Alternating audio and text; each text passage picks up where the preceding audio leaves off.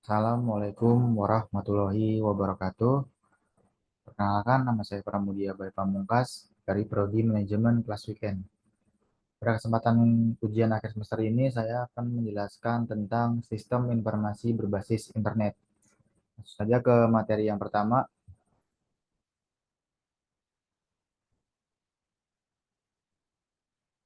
Web Based Information System. Sistem informasi atau biasa disingkat dengan SI merupakan sistem yang mengombinasikan antara aktivitas manusia dan penggunaan teknologi yang berfungsi untuk mengumpulkan, menyimpan, mengelola, dan menyebarkan informasi yang relevan bagi sebuah organisasi. Penggunaan teknologi ini termasuk perangkat keras, perangkat lunak, orang, database, dan prosedur yang bekerja secara bersama-sama. Sistem informasi bukan hanya sekedar infrastruktur teknologi, tetapi merupakan jantung dari operasional bisnis modern. Dengan memahami peranan dan komponen sistem informasi, perusahaan atau organisasi dapat memanfaatkannya secara optimal untuk meningkatkan efisiensi, pengambilan keputusan, dan daya saing di pasar.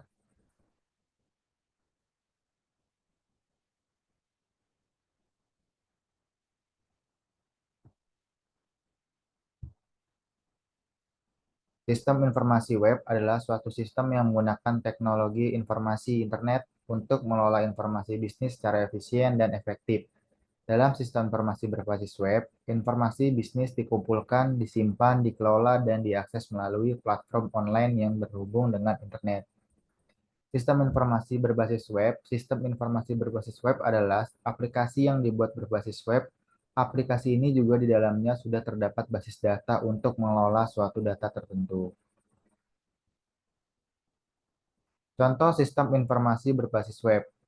Ada tiga. Yang pertama, sistem manajemen keuangan. Dapat membantu dalam mengelola aspek keuangan seperti pengelolaan arus kas, pembayaran, dan laporan keuangan. Yang kedua, sistem manajemen persediaan. Perusahaan dapat memantau stok barang secara real time, melakukan pemesanan ulang secara otomatis apabila stok barang mencapai batas tertentu. Yang terakhir, ketiga, sistem manajemen proyek. Manajemen proyek yang dapat memudahkan mengakses informasi proyek, berbagai dokumen, dan berkomunikasi secara real time. Sistem ini juga dapat melacak anggaran dan mengelola sumber daya. Jenis-jenis sistem informasi. Yang pertama, manajemen informasi sistem. Manajemen informasi sistem atau sistem informasi manajemen adalah sistem informasi menyasar kegiatan manajerial. Apa saja sih yang termasuk di dalamnya? Yaps, manajerial mencakupi setiap orang yang memiliki tanggung jawab untuk mengatur pada suatu divisi atau bagian di suatu perusahaan. Biasanya memiliki kedudukan atau jabatan. Fungsi sistem informasi manajemen ini sangat banyak, mulai dari mengawasi kinerja karyawan, memberikan penilaian karyawan, melaksanakan fungsi pengawasan terhadap karyawan, dan masih banyak lagi. Yang kedua, geographic informasi sistem. Sistem informasi geografis atau Geographic Informasi System, sering disebut juga GIS, adalah sistem informasi yang mengambil berbagai data dan informasi berdasarkan posisi geografi untuk suatu maksud atau tujuan tertentu. Contoh yang paling dekat dengan kehidupan kita adalah Google. Google menganalisa data user mereka. Nah, dengan menggunakan GIS, Google dapat melihat negara mana yang paling aktif menggunakan layanan mereka. GIS juga dapat mengumpulkan data yang selanjutnya dapat digunakan untuk riset pasar, contoh perusahaan rekonstruksi, dengan mengetahui daerah mana di Indonesia yang kesulitan akses air bersih. Mereka bisa menyasar pemerintah setempat untuk mencoba memberikan pelayanan jasa pembuatan sumur atau gorong-gorong perairan untuk akses air besar.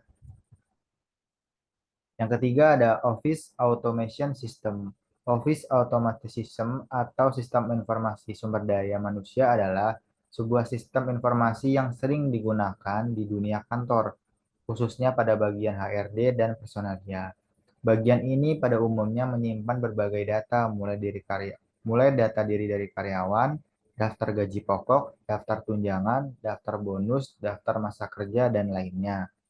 Sistem informasi membuat pekerjaan bagian SDM atau HRD atau personalia menjadi lebih mudah. Selain itu, sistem ini juga melebur atau dikombinasikan dengan sistem informasi lainnya, seperti sistem informasi manajemen, keuangan, dan lainnya, sehingga saling terintegrasi. Yang keempat, expert system. Selanjutnya terdapat jenis sistem informasi yang sedang ramai belakangan tahun terakhir, yakni expert system.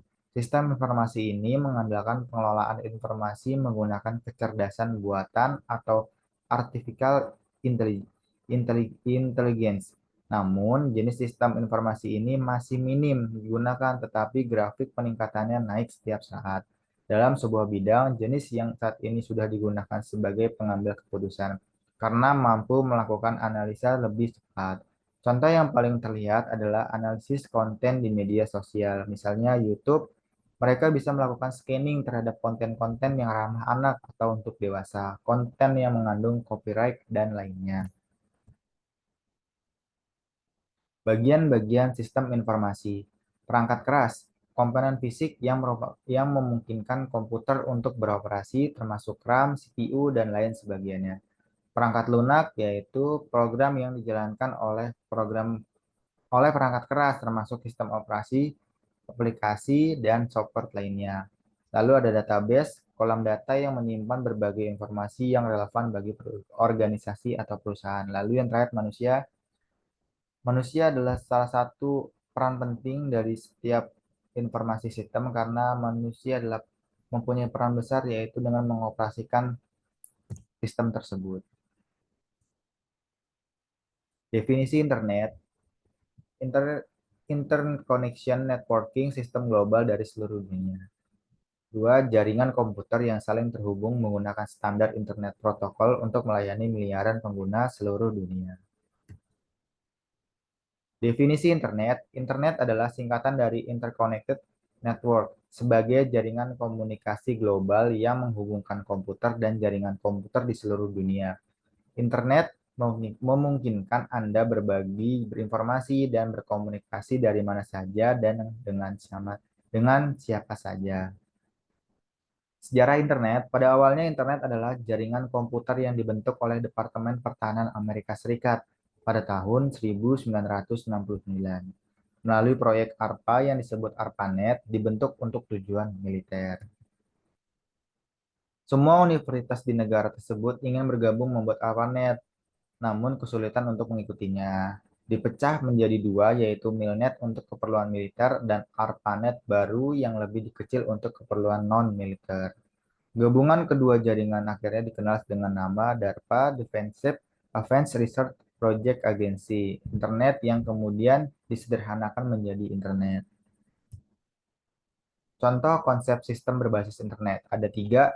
Yang pertama ada e-business, merupakan aplikasi kegiatan bisnis yang dilakukan secara otomatis dan semi-otomatis, dilakukan dengan menggunakan teknologi elektronik yang menggunakan media komputer dan jaringan internet.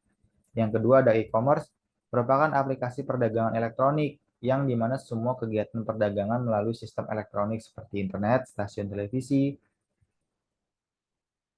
www atau jaringan komputer lainnya. Yang ketiga ada education sebagai konsep pendidikan dengan menggunakan internet, di mana sekarang peran teknologi dan informasi di era ini sangat penting bagi pendidikan.